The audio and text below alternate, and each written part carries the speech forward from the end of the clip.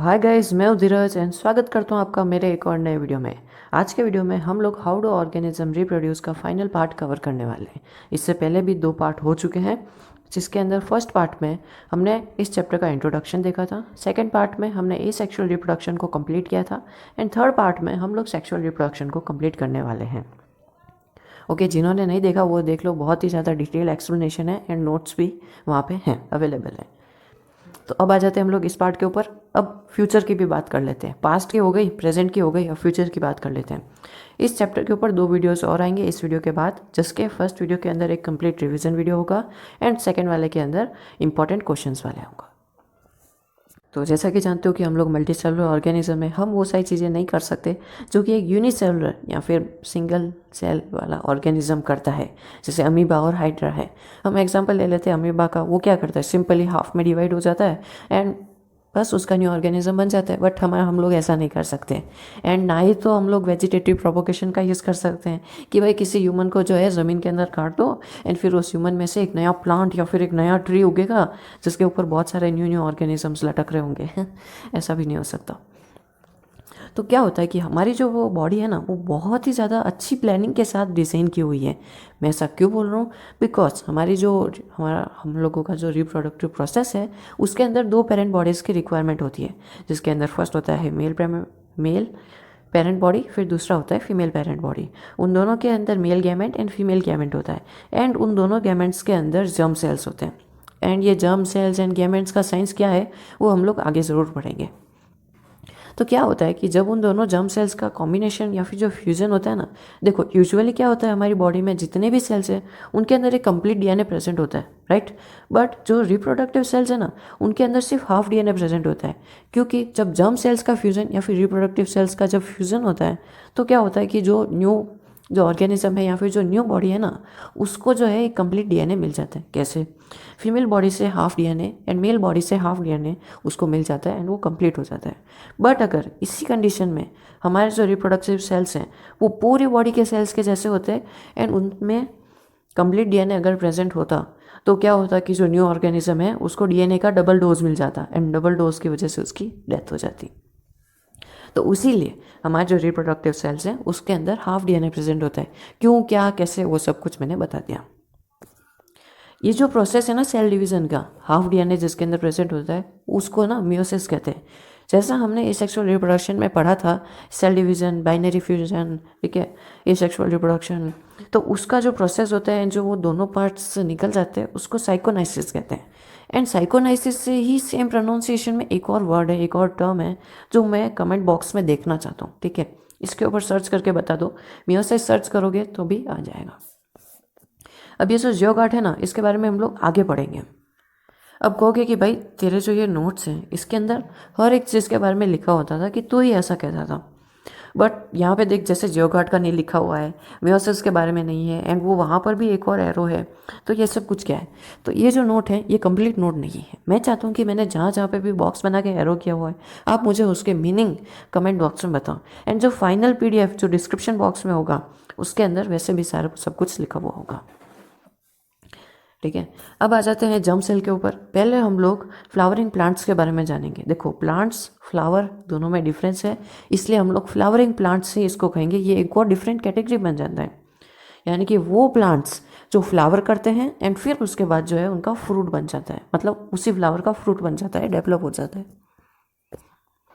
ठीक है। तो देखो, ये जो जर्म सेल होता है ना, इसके अंदर जो लार्ज वाला जर्म सेल होता है वो होता है फीमेल गैमेट का, ठीक है। अब वो जो होता है उसके अंदर फूड स्टोर होता है, बट उसके बाद जो होता है मेल गैमेट उसके स्मॉलर होता है एंड उसके अंदर मोटाइल होता है। मोटाइल क्या होता है उसके बारे में भी हम लोग आगे देखेंगे। इसके अंदर बहुत सारी ऐसी टर्म्स हैं जो इंट्रोडक्शन में नहीं दी हुई हैं, इनको ना लास्ट में बताया हुआ है, पता नहीं क्यों, कोई ना कोई तो रीज़न होगा। शायद ये भी चाहते हो कि भाई जो भी रीडर है उसके भी ब्रेन के अंदर एक इंटरेस्ट बने। मैं नहीं जानता कि आपके ब्रेन में एक इंटरेस्ट बन रहा है या नहीं बन रहा। ह्यूमन वाले पार्ट के लिए शायद कुछ लोगों के दिमाग में बन सकता है, ठीक है। बट मैं उससे रिलेटेड एक फैक्ट बता देता हूँ कि अगर कोई उस जो भी ह्यूमन वाला जो पार्ट है या फिर जिसके अंदर हम लोग उसके ऊपर पढ़ेंगे उस टॉपिक के ऊपर, तो जिन्हें भी कुछ मतलब ऐसा वाला अजीब सा फीलिंग आ रहा है जो उन्हें नॉर्मल चैप्टर्स को पढ़ते वक्त नहीं आया था, ठीक है, अगर ऐसा आएगा तो मुझे प्लीज़ बताना एंड उससे रिलेटेड क्या फैक्ट है वो मैं तभी बताऊँगा, क्योंकि तभी अच्छे से समझ पाओगे। ठीक है। अब यहाँ आ जाओ, यहाँ पे उसको भूल जाओ, अभी यहाँ पे आओ। तो जो फूड, ठीक है, तो कन्वेंशनली जो मोटल जर्म सेल होता है उस वो है ना मेल गैमेट होता है, जैसा मैंने बताया। अब जो जर्म सेल कंटेनिंग जिसके अंदर फूड स्टोर होता है वो फीमेल गैमेट होता है। इसको कैसे याद रखना कि भाई किस गैमेट किसका क्या रोल है।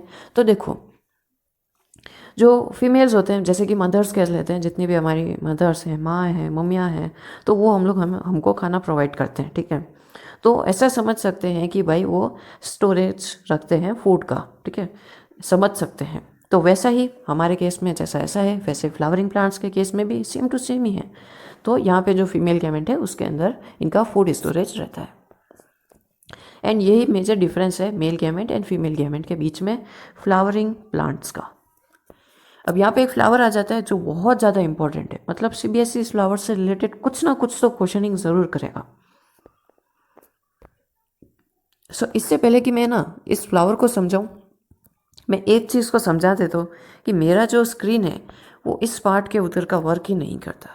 उसीलिए जो है मैंने एक ये कर्सर टाइप रख रखा है, ठीक है, जिसका मैं यूजुअली यूज़ करता हूँ। तो उसी से देखते हैं कि क्या होता है, समझ में आता है या फिर नहीं आता, ठीक है। तो इसका जो है ना, हम लोग पहले फीमेल पार्ट के बारे में देख लेते हैं। तो ये जो इसका फर्स्ट पार्ट दिख रहा है जो कि हमारा है ये स्टिग्मा। स्टिग्मा इसका नाम इसलिए है क्योंकि भाई ये थोड़ा सा ना स्टिकी सा होता है, इसलिए इसका जो नेम है वो स्टिग्मा है, ठीक है। ये जैसा कि यहाँ टॉप पे दिख रहा है आप लोगों को। फिर उसके बाद ये जो पार्ट आ जाता है जो ऐसा बहुत कर्वी सा है एंड लग रहा है कि भाई ये स्टाइल मार रहा है, इसका नाम सिंपल है स्टाइल है। जिसने भी इनका नाम रखा है इनकी प्रॉपर्टीज़ को देखते हुए ही रखा है, तो रिमेंबरिंग में भी ये बहुत ज़्यादा ईजी है। काश वैसे ही साइंटिस्ट सारे होते तो हमें बहुत सारी चीज़ों का नाम याद रखने की ज़रूरत ही नहीं पड़ती। अब ये जो ओवरी है, साफ देखने से ही लग रहा है कि हाँ भाई ये ओवरी है, ठीक है। एंड ये जो तीनों पार्ट्स हैं ना, इनको हम लोग कलेक्टिवली पिस्टल कहते हैं। ये पूरा जो पार्ट है यहाँ से लेके यहाँ तक ये पूरा पिस्टल का है। बट इसके साइड में जो ये गेहूँ जैसे उग रहे हैं, गेहूँ जैसे उग रहे हैं, तो इसमें जो ये टॉप लेवल पे है ना, कॉटन बर्ड होता है, उसके ऊपर जैसे कॉटन लगा होता है ना, वो जो उसका उसमें जैसे कॉटन कहते हैं हम लोग उसको, उसी को हम लोग इसमें एंथर कह रहे हैं। एंड जो ट्यूब होता है उसको फिलामेंट कहते हैं, इसमें भी वही है, इसको भी फिलामेंट कह रहे हैं। एंड फिलामेंट तो बहुत इजीली रिमेंबर हो जाएगा कि भाई जो ट्यूब है वो फिलामेंट है एंड जो ऊपर है वो एंथर है। एंड इसको कलेक्टिवली हम लोग स्टिग्मा कहते हैं। इसके बाद कुछ पार्ट आता है जैसे कि पेटल। पेटल का जो मेन वर्क है वो बस इतना है कि जितने भी इंसेक्ट्स हैं उन सबको अट्रैक्ट करना कि आजा भाई मेरा कलर ऐसा है, मैं रेनबो कलर का हूँ, मेरा ऑरेंज कलर है। तो फिर वो इंसेक्ट्स भी बड़े लालची होते हैं, वो भी बड़े बड़े क्रिएटिव माइंड के होते हैं, जो भी ज़्यादा कलरफुल दिखता है वो उसी के ऊपर ही जाके बैठते हैं। इसलिए पेटल्स का भी बहुत ज़्यादा मेन रोल रहता है। इसके बाद बात करते हैं सेपल की।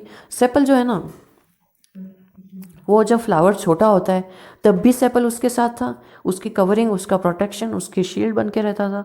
एंड जब ये फ्लावर एक प्लांट में मतलब एक फूड में बन जाएगा या फिर एक फ्रूट में बन जाएगा ना, तब उसके लास्ट तक ये जो सेपल है उसके साथ रहेगा। देखा है ना, जब किसी फ्रूट को हम लोग किसी पेड़ से तोड़ते हैं तो उसके पास उसके लास्ट में एक फ्लावर टाइप बना रहता है, तो ये सेपल ही है जो उसको अटैच करता रहता है। एंड जितना भी ये मतलब समझ लो यूएसबी ड्राइव के जैसा है, तो जितना भी डेटा या फिर फूड जो भी है वो आता है ना, तो वो सेपल के थ्रू ही अंदर चला जाता है, फ्लावर को मिल जाता है। तो ये तो हो गया भाई इस फ्लावर का इंट्रोडक्शन। ये फ्लावर ना वैसे बहुत ज़्यादा स्पेशल है। क्यों? क्योंकि इसके अंदर female part and male part दोनों ही प्रेजेंट है। बट जो मोस्ट ऑफ द प्लांट्स होते हैं उसके अंदर ऐसा नहीं होता। देखो मैं प्लांट्स कह रहा हूँ तो समझ जाना कि फ्लावरिंग प्लांट्स है, ठीक है, वो नॉर्मल प्लांट्स की हम लोग बात नहीं कर रहे हैं। प्लांट्स भी दो टाइप के होते हैं, जिसके अंदर पहले फ्लावर आता है फिर फ्रूट आता है, ठीक है, और किस किस में तो डायरेक्ट फ्रूट का ही डेवलपिंग हो जाता है, या ऐसे कुछ फ्लावर्स होते हैं। तो इसका इंट्रोडक्शन हो गया। बट ये इंपॉर्टेंट इसलिए है क्योंकि भाई ये यूनिसेक्सुअल है, इसके अंदर दोनों ही पार्ट हैं। अब यहाँ पे हम लोग थोड़ा सा वर्ड के थ्रू भी देख लेते हैं कि parts of the flower, sepal, petal, stamen and pistol. जो स्टेमिन्स और पिस्टल हैं वो रिप्रोडक्टिव पार्ट्स हैं इस फ्लावर के, जैसा कि मैंने बताया था। अब कुछ फ्लावर्स होते हैं जो यूनिसेक्सुअल होते हैं, जिसके अंदर एक पपाया है एंड एक वाटरमेलन है, एग्जाम्पल के तौर पर देख सकते हो, ठीक है।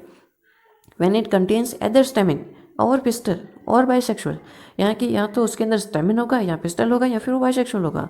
तो उसके कुछ एग्जांपल्स हैं हिबिस्कस और मस्टर्ड।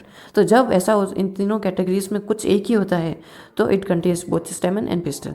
स्टेमिन जो है वो मेल रिप्रोडक्टिव पार्ट है, जैसा मैंने बताया, एंड जो स्टेमिन है ना वो पोलन ग्रेन्स को रिप्रोड्यूस बनाता है। पॉलन ग्रेन्स का हम लोग सोचते थे कि भाई क्या काम है इनका, तो पॉलन ग्रेन्स का मेन काम है रिप्रोडक्शन में। ये जो है ये मेल पार्ट्स का होता है, जर्म सेल कह सकते हो। पिस्टल जो है वो प्रेजेंट होता है at the centre of the flower and it is the female reproductive part. It is made up of 3 part. ये जो हमारा पिस्टल है वो 3 पार्ट से बना है। सबसे लास्ट में ओवरी है, इन्होंने नीचे से स्टार्ट किया है, हमने ऊपर से स्टार्ट किया है, कोई मैटर नहीं रखता। नीचे जो ओवरी है, उसके बाद जो मिडिल पार्ट है वो स्टाइल है, एंड जो ऊपर वाला पार्ट है वो थोड़ा सा स्टिकी है, इसलिए स्टिग्मा। और जो ओवरी है ना उसके अंदर ओव्यूल्स होते हैं, और हर एक ओव्यूल के अंदर एक एग सेल होता है। अब जो मेल गम सेल्स होता है ना, मेल जर्म सेल जो होता है वो प्रोड्यूस होता है पॉलन ग्रेन्स में एंड फ्यूजेस होता है with the female gamete present in the ovule. ठीक है, this fusion of the germ cell जो होता है, जब ये फ्यूजन हो जाता है ना फीमेल गैमेट का एंड मेल गैमेट का, उसको फर्टिलाइजेशन कहते हैं। चाहे वो फ्लावरिंग प्लांट्स में हो या फिर ह्यूमंस में हो, एक ही बात है। The fusion of the germ cell or fertilization gives us to the zygote which is capable of growing into a new plant। तो फिर ये जो zygote होता है ये ह्यूमंस के अंदर भी एंड इसके अंदर प्लांट्स के अंदर भी, ये जो इनका गोल होता है ना, जैसे प्लांट्स का गोल होता है कि भाई फ्रूट बनाने ला, वैसे जैसा ह्यूमंस का गोल होता है एक न्यू ऑर्गेनिज्म, वैसा तो ये zygote जो होता है वो एक डेवलपिंग न्यू ऑर्गेनिज्म होता है। अब कुछ जैसा कि ये प्लांट था हिबिस्कस, जिसके अंदर हिबिस्कस को शायद गुड़हल भी कहते हैं, तो ये जो प्लांट था इसके अंदर फीमेल एंड मेल पार्ट दोनों ही प्रेजेंट होते हैं। तो अब वो प्रेजेंट होने की वजह से इसके अंदर जो पॉलिनेशन जो होता है ना, वो ये सेल्फ पॉलिनेशन कर देता है, कि मतलब पॉलन ग्रेन्स जो है वो इसी के अंदर जा रहे हैं। बट मोस्ट ऑफ में क्या होता है कि पॉलन ग्रेन्स जो है किसी दूसरे प्लांट से ओवरी में आते हैं या फिर फीमेल गैमेट में आते हैं।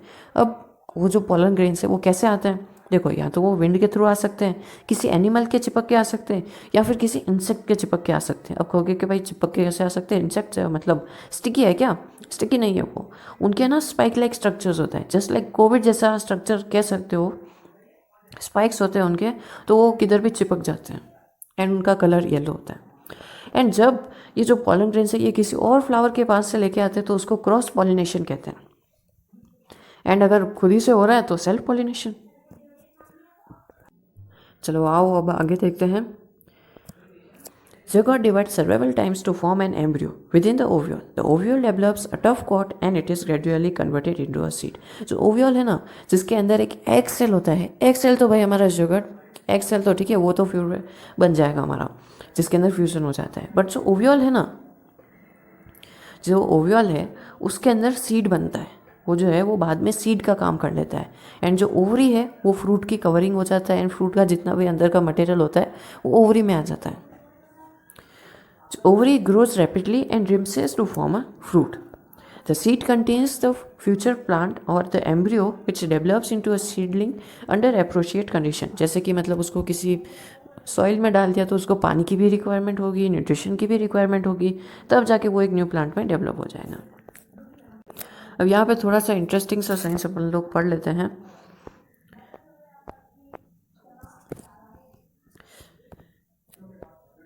अरे यार,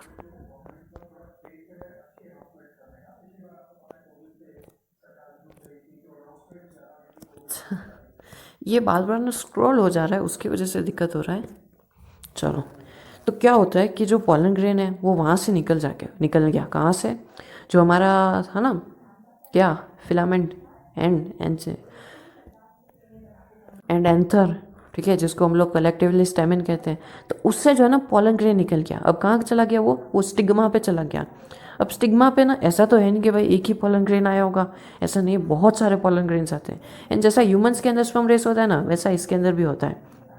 इसके अंदर जितने भी पॉलन है वो सारे के सारे रेस करते हैं। अब जिस पॉलन का जो पॉलन ट्यूब सबसे ज़्यादा बड़ा ग्रो होगा ना, यहाँ पॉलन आ जाते हैं, स्टिग्मा पे बहुत सारे पॉलन आ जाते हैं। फिर जो पॉलन होता है, जैसे देख लेते हैं ये एक पॉलन है तो इसका इतना ही ग्रो हुआ, फिर ये इस वाले का इतना बड़ा ग्रो होता है। अब क्या होता है, जब ये पॉलन बेचारा यहाँ तक आता है ना, तो इसको जो ओवरी है वो ऐसा कह देता है, इतना आसान है क्या, इतना आसान लगता है तुम्हें, तुम्हारे बस का नहीं है। तो ये क्या करता है ना, एक शेल बना देता है, जो किसी भी फ्रूट का आउटर कवरिंग होता है ना, उसका समझ सकते हो कि भाई ये हाँ ठीक है आउटर कवरिंग जैसा है, तो ये इस पॉलन ट्यूब को यहाँ अटैच होने देता ही नहीं है। तो अब ये पोलन ट्यूब भी हमारा समझदार है। ये क्या करता है, यहाँ नीचे से घूम के पीछे वाले दरवाजे से अंदर चला जाता है, एंड यहाँ पे ये इसका जो फ्यूजन वाला जो वर्क है वो ये कर देता है, एंड फिर सब कुछ हो जाता है। वही भाई फिर एक फ्रूट में डेवलप हो जाता है। बस इतना ही है इसका। एंड यहाँ पे देख लो, यहाँ पे हम लोग ड्राम का एग्जांपल ले लेते हैं या फिर चने का एग्जांपल ले लेते हैं। तो उसमें जब हम लोग उसकी आउटर कवरिंग को हटाते हैं ना, तो उसके दो पार्ट्स होते हैं। अब क्या होता है कि जब हम उसको पानी में डालते हैं तो एक ही स्प्राउट निकलता है, ठीक है। बट जब हम लोग उस स्प्राउटेड को सॉइल में डालते हैं ना, तो उसके दो स्प्राउट निकल जाते हैं, एक ऊपर एंड एक नीचे। नीचे जो निकलता है उसे रेडिकल कहते हैं, एंड जो ऊपर निकलता है उसे प्यूमल कहते हैं, जो फ्यूचर शूट होता है। शूट कहो तो यानी कि जो ऊपर वाला पार्ट होता है, एंड रेडिकल यानी कि नीचे वाला रूट। इसको कॉटलेडॉन भी कह सकते हो, जो फूड स्टोरेज होता है ना, जहाँ पे इनका मटेरियल सारा रिक्वायर्ड होता है, वो सारा यहाँ पे होता है। अब आ जाते हैं हम लोग मेल्स के ऊपर, यानी कि ह्यूमंस के ऊपर। तो इसके अंदर जो मेल रिप्रोडक्टिव पार्ट होता है, the formation of the germ cells और द स्पर्म्स टेक प्लेस, ठीक है। अब ये जो स्पर्म्स वर्ड आया ना, इससे पता चल जाएगा कि भाई जर्म सेल्स का मतलब क्या है, या फिर वो किससे रिलेट कर सकते हैं। Takes place in the testes. These are located outside the abdominal cavity in the scrotum because sperm formation requires a lower temperature than the normal body temperature. ठीक है, ये कहाँ लोकेटेड होता है, ये जो आउटसाइड द एब्डोमिनल कैविटी, जो स्कोरेटम करके एक पार्ट होता है उसके अंदर। तो वो जो है ना स्कोट्रम में होता है। स्कोट्रम कहो, टॉम तो नहीं कह सकते, टुम कह सकते हो। स्कोट्रम में होता है। कहाँ होता है, अच्छे से इमेज हम लोग बाद में देखेंगे, ठीक है। तो वो जो स्पर्म फॉर्मेशन होता है, फिर जो जर्म सेल का फॉर्मेशन होता है, उसको लोअर टेम्परेचर चाहिए होता है as compare to the normal body temperature. अब ये जो जर्म सेल जो प्रोड्यूस हुए हैं ना, are delivered through the vast differences with the units with the tube coming from the urinary bladder. Urinary bladder हमने लाइफ प्रोसेस में पढ़ा था। जो लोग भूल चुके हैं ना, देखिए आओ एक बार वो वीडियो। अब जो स्पर्म्स हैं वो टाइनी बॉडीज होते हैं that consist of mainly genetic material and a long tail that helps them to move towards the female germ cell. Image है आपके सामने, एक बार इसका इमेज देख लेते हैं, ठीक है।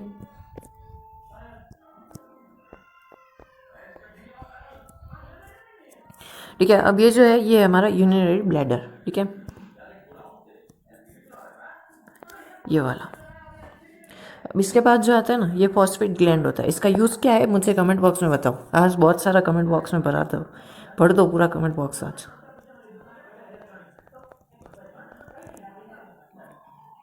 ठीक है। फिर इसके बाद ये जो पार्ट है इसको पेनिस कहते हैं, जिसके जो ट्यूब आ रही है उसे यूरेट्रा कहते हैं, ठीक है। एंड ये जो अंडे लाइक का जो शेप है, ठीक है, ये जो है ये टेस्टिस है, जो कि एक कवरिंग में है जिसको स्कोट्रम कहते हैं। एंड जो ट्यूब उससे अटैच है ना, उसको वास्ट डिफरेंसेस कहते हैं, ठीक है। एंड यूरेटर एंड ब्लैडर का तो मतलब पता ही चल गया। फिर जो है ना एक सेमिनियल वेस्कुलाइट भी है, उसका भी मुझे यूज़ नीचे कमेंट बॉक्स में बताओ। कहाँ चला गया। अब फीमेल रिप्रोडक्टिव सिस्टम, ये जो होता है female germ cell egg cells are made in the ovaries. तो ये ओवरी है, ओवरी दो होती है, इनका यूज़ क्या है, कैसे ट्विंस होते हैं, वो सब हम लोग आके समझ रहे हैं, ठीक है। ओवरीज का है, they are also responsible for the production of some hormones. Look at the 8.11 and identify the various organs in the female reproductive system. पहले हम लोग वर्ड्स के थ्रू अंडरस्टैंड करते हैं, फिर पिक्चर्स को मैं समझा दूंगा। When a girl is born, जब एक गर्ल बॉर्न होती है तो ovary already contains the thousands of immature eggs. जब मतलब किसी अगर लड़की का जब बर्थ हो जाता है ना, बर्थ होने के टाइम पे ही थाउजेंड्स ऑफ द सेल्स जो है ना, इमेच्योर सेल्स, उसके ओवरीज में प्रेजेंट होते हैं। अब क्या होता है कि जो हार्मोनल चेंजेस हैं या फिर जो रिप्रोडक्टिव जो फेज जो स्टार्ट होता है ना हमारे ह्यूमंस के अंदर, वो स्टार्ट प्यूबर्टी से होना स्टार्ट हो जाता है। अगर आए क्वेश्चन की कब से स्टार्ट होता है तो प्यूबर्टी लिख देना। तो वैसा ही जैसा ह्यूमंस में मतलब एक ही बात है। तो on reaching puberty some of the start maturing, क्या जो इमेच्योर है वो मैच्योर होना स्टार्ट कर देते हैं। One egg is produced every month by one of the ovaries. The egg is carried from the ovary to the womb through a tiny oviduct or fallopian tube. ठीक है, अब जो दो ओविडक्ट है ना, यूनाइट इनटू इलास्टिक बैग, एक elastic bag like structure होता है जिसको हम लोग यूरेट्रस कहते हैं। अब ये जो यूरेट्रस है ये ओपन होता है into the vagina through the cervix. अब जो जर्म सेल है enter through the vagina passage. ठीक है, जितने भी जर्म सेल्स हैं वो सारे के वेगिना पैसेज के थ्रू एंटर करते हैं। अब जो फर्टिलाइज्ड एग है, यानी कि जो न्यू ऑर्गेनिज्म में डेवलप हो सकता है, जो कि जोगट है, starts dividing and forms a ball of cell या फिर एम्ब्रियो। अब ये जो यूरेटस होता है ना, प्रिपेयर करता है एवरी मंथ। ठीक है, ये जो है ना अपने आप को एक प्रिपरेशन करके रखता है। हम कैसे एग्ज़ाम के लिए प्रिपेयर रहते हैं, ठीक है, कैसे मतलब वॉर में जितने भी सोल्जर्स है वो सारे प्रिपेयर होते हैं, वैसे ये भी प्रिपेयर होकर रहता है। ये क्या करता है कि हर मंथ ये रिसीव एंड न्यूट्रिशन लेता है बॉडी से फॉर द ग्रोइंग एम्ब्रियो, क्योंकि जो ग्रोइंग एम्ब्रियो है उसको न्यूट्रिशन की रिक्वायरमेंट होगी, तो उसके लिए ये पहले से ही प्रिपेयर करके रखता है। The lining thickness and it is richly supplied with the blood to nourish the growing embryo. अब मुझे एक बात बताओ, लाइफ प्रोसेस को थोड़ा सा दिमाग में लेके आओ एंड मुझे एक बात बताओ कि हमारी बॉडी में न्यूट्रिशन इधर से उधर, मतलब न्यूट्रिशन कौन लेके जाता है ब्लड के अलावा? स्मॉल इंटेस्टाइन में कुछ होता है ना, विली लाइक स्ट्रक्चर्स, या इसके अंदर भी थोड़े बहुत विली लाइक स्ट्रक्चर्स होते हैं जो न्यूट्रिशन जो है इसको दे देते हैं। ठीक है, यहाँ पे लेके आ जाते हैं, पूरी बॉडी का थोड़ा थोड़ा न्यूट्रिशन जो है यहाँ पे ला के पटक देते हैं। The embryo get nutrition from the mother blood with the help of a special tissue called placenta. Placenta जो ये एक ट्रायंगल लाइक जो स्ट्रक्चर बनता है ना, वो प्लेसेंटा है, उसके ऊपर विली स्ट्रक्चर्स है। This is a disc which is embedded in the यूनिट्राइल wall. It contains villi on the embryo side of the tissue. जो एम्ब्रियो वाली साइड है ना उसी के अंदर होता है, दूसरी जगह पे रिक्वायरमेंट नहीं है, इसलिए वहाँ पे नहीं होता।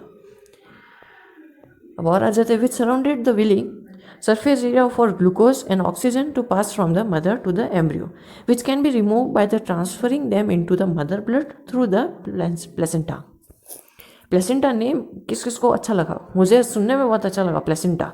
कोई इधर उधर का कोई मतलब नहीं निकलेगा, प्लेसेंटा मतलब यूनिक सा नेम है एक। अब यहाँ समझ लेते हैं। ठीक है, ये ओविडक है, ये वाला नीचे वाला जो बड़ा बड़ा सा दिख रहा है ये वाला, ये ओविडक नहीं है, ये ओवरी है। ठीक है, ये ओविडक को, या फिर ये जो ट्यूब आ रहा है ये वाला, ये जो है हमारा फेलोपियन ट्यूब है। ठीक है, इसको फेलोपियन ट्यूब मत समझ लेना, कुछ कुछ इसको फेलोपियन ट्यूब समझ लेते हैं। ये वेगिना है जो कि सर्वेक्स से होता जा रहा है। सर्वेक्स जो है वो यूटेरस एंड वेगिना के बीच का पार्ट है। बस इस डायग्राम में इतना ही है। अब मुझे एक बात बताओ कि जिन जिन लोगों को इस कॉन्सेप्ट को समझने में अगर किसी को भी कुछ अजीब सा अगर फीलिंग आया कि वो कुछ वियर्ड सा अगर ऐसा कुछ लग रहा है, तो मैं बता देना चाहता हूँ कि अगर ऐसा कुछ लग रहा है तो इसको जितना जल्दी ना सुधार सकते हो प्लीज़ इसको सुधार लेना। क्योंकि मैं जहाँ तक CBSE को जानता हूँ वो ऐसा कोई क्वेश्चन एग्जाम में ज़रूर डालेंगे जिसकी वजह से ये फीलिंग जो है ना आप लोगों के अंदर डेवलप होगी। एंड इस फीलिंग की वजह से जितना याद किया हुआ है, हिस्ट्री जानता है, हिस्ट्री इस बात का प्रूफ है कि इस फीलिंग की वजह से जितना कुछ भी याद किया हुआ है उससे ध्यान भटक जाएगा, एंड सारा का सारा दिमाग में से वॉश आउट हो जाएगा। तो इसलिए अगर इस फीलिंग को अगर किसी के अंदर आई है तो भाई जितना जल्दी सुधार सकते हो उतना जल्दी इसको सुधार लो।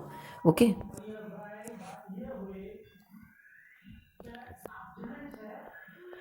अब क्या होता है, कई बार जो होता है ना एग जो है वो फर्टिलाइज नहीं होता है। It leaves for about 1 day. अगर वो फर्टिलाइज नहीं भी हुआ है तो अभी वो 1 दिन के लिए लीव होता है। Releases 1 egg every month. जो इसका जो प्रोसेस, जो रिप्रोडक्टिव पूरा जो ऑर्गन है वो हर एक महीने में एक एग को रिलीज करता है। The uterus also prepare itself every month. अब यूरेट्रस भी उसको प्रिपेयर करता है क्योंकि उसको नहीं मालूम है कि कौन सा भाई एक कंप्लीट बन रहा है, क्या हो रहा है। उसका सिर्फ इतना काम है कि जब भी एक एग प्रिपेयर हो तब उसको अपने आप को प्रिपेयर कर देना है to receive a fertilized egg. Thus, its lining becomes thick and spongy. ठीक है, अब जो lining जो है ना slowly breaks and comes out through the vagina as blood and mucus. Mucus जो है मतलब बहुत ज़्यादा जो हमारे बॉडी पार्ट्स है सब जगह प्रेजेंट होता है। हमारे लंग्स में भी प्रेजेंट है, हार्ट में तो क्या, ब्रेन में, हैंड्स में, बहुत सारी जगह पे म्यूकस प्रेजेंट है। दिस साइकिल टेक प्लेस रफली every month and it is known as menstruation. ठीक है, it is usually last for about 2 to 8 days के लिए होता है। ठीक है, इसका इफेक्ट अब ये जो स्टार्ट होता है ये प्यूबर्टी से होता है। आई थिंक देखिए प्यूबर्टी से होता है। एंड जो ये एंड है ना, ये 50 की एज में एंड हो जाता है, यानी कि जो ये मेंस्ट्रुअल साइकिल है ये 50 की एज में ख़त्म हो जाता है, उसके बाद ऐसा कुछ भी नहीं होता। इसलिए जो डॉक्टर्स होते हैं ना, किसी भी न्यू बेबी को अगर बर्थ करना है किसी मदर को, तो उससे पहले उनकी एज का देख लेते हैं। अगर वो 50, 40 या फिर 35 से भी ऊपर है या 35 के लगभग है ना, तो डॉक्टर्स उनको एडवाइस करते हैं कि आप लोग अभी मत करो, बिकॉज ये बहुत ज़्यादा रिस्की रह सकता है। या तो मदर रहेगी या बेबी रहेगा। ऐसा केसेस आपने न्यूज़ में भी देखे होंगे बहुत बार। अब आ जाते हैं रिप्रोडक्टिव हेल्थ के ऊपर। ठीक है, तो बहुत बार न्यूज़ में देखा होगा कि मैच्योर गर्ल, ठीक है, तो समझ सकते हो। तो उसमें क्या होता है कि उसमें जो रिप्रोडक्टिव हेल्थ जो उसका है, बहुत ज़्यादा ध्यान रखना पड़ता है। हमने 9th में डिजीज़ेस के ऊपर एक चैप्टर था, ठीक है, आई थिंक उसका नेम था how do we fall ill, ठीक है। तो उसके अंदर हमने देखा था कि कितनी सारी ऐसी बीमारियाँ हैं जो रिप्रोडक्शन के प्रोसेस के थ्रू हो सकती है। उसके अंदर कुछ बैक्टीरियल भी थी, कुछ इन्फेक्शंस भी थी, जैसे कि बैक्टीरिया, जैसे कि HIV है, एड्स है, गोनोरिया और स्पाई हिल्स जो है वो एक बैक्टीरियल एक्टिव डिजीज़ है। ओके, अब इसके बाद क्या होता है कि कुछ मैंने अभी बताया कि डॉक्टर जो है उस एज के बाद मना बोल देते हैं कि अब आप जो है एक किसी न्यू ऑर्गेनिज्म को बर्थ नहीं दे सकते। ऑर्गेनिज्म तो नहीं कहते, बेबी कहते हैं, बट समझ जाओ, तो न्यू ऑर्गेनिज्म को आप बर्थ नहीं दे सकते।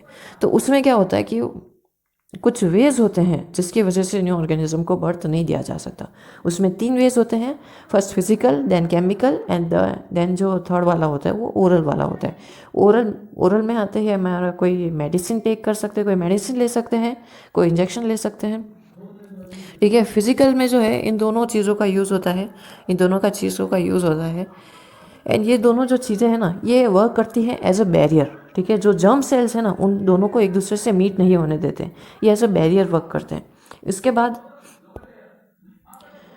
बाद कुछ होता है नेचुरल फैमिली प्लानिंग। कुछ पेरेंट्स जो है पहले से डिसाइड करके रखते हैं कि हम लोग अब बर्थ नहीं, मतलब न्यू ऑर्गेनिज्म को बर्थ नहीं देंगे, अगर जितने भी किड हैं दे आर ओके, अब कुछ भी न्यू नहीं होगा। तो वो एक मतलब केमिकल वे में जो ओरल कॉन्स्टिपेशन होता है, ये जो मेडिसिन होती है ना, इसकी खासियत पता है क्या होती है? ये मेडिसिन डिसएडवांटेजेस इनके बहुत ज़्यादा होते हैं एंड बहुत ही ज़्यादा इनका रिस्क होता है कि भाई कोई मेजर साइड इफ़ेक्ट हो सकता है। उसी के साथ इनके हर एक टैबलेट के नीचे एक फिक्स्ड डेट या फिर मंडे, ट्यूसडे, वेडनेसडे ऐसा लिखा होता है, जो उस दिन पे लेना कंपलसरी होता है। अगर एक भी दिन मिस हो जाता है तो वो बहुत ही ज़्यादा रिस्की हो जाता है। तो एंड इंजेक्शन के साथ भी सेम चीज़ होता है। तो हमने फिजिकल देख लिया, केमिकल देख लिया, ठीक है, अब आज मतलब ओरल देख लिया, अब ठीक है। अब वो जो फिजिकल है उसके अंदर एक और आता है, एक ही डिवाइस है, इंट्राड्यूसर यूरिनारी डिवाइस, जिसके बारे में हम लोग आगे में और पढ़ेंगे। इसका एक शॉर्ट फॉर्म होता है वैसे, ठीक है। तो इसके अंदर जो है ना, मैंने कितने वेज बताए थे? 3, केमिकल, फिजिकल एंड ओरल। जो इसके अंदर फिजिकल है उसके अंदर एक और आता है जो कि होता है सर्जिकल वे। ठीक है, सर्जिकल वे में ये आता है जिसके अंदर एक टी शेप का कॉपर वायर जो है अंदर फिट हो जाता है। कहाँ पे? यूरेट्रस में। ठीक है, जो फीमेल यूरेट्रस है वहाँ पे, तो उसमें रिप्रोडक्शन का जो है वो आगे का प्रोसेस नहीं हो जाता है। इसके बाद एक और वे आता है जिसको शायद नसबंदी करके कुछ कहते हैं, जिसके अंदर जो फेलोपियन जो ट्यूब है ना फीमेल्स के अंदर, उसको कट कर देते हैं, या फिर मेल्स के अंदर ये जो वास्ट डिफरेंसेस हैं इसको कट करके जॉइंट कर देते हैं, बट इसके बीच में डिफरेंस रखते हैं ताकि जो भी जर्म सेल्स हैं वो जो है मतलब जहाँ जाना है ना उनको वहाँ नहीं जाने देते। ठीक है, तो ये चैप्टर का लास्ट पार्ट था एंड चैप्टर इसके बाद ख़त्म हो जाता है। And thank you. अगर चैप्टर अच्छा लगा हो, मेरे समझाने का तरीका अगर कुछ भी अगर अच्छा लगा हो तो प्लीज़ लाइक कर देना। बाकी सारी चीज़ों के लिए थैंक यू। कुछ समझ में नहीं आया तो भाई बस वो ही है, नीचे कमेंट कर दो, वहीं समझा दूंगा, और तो क्या है।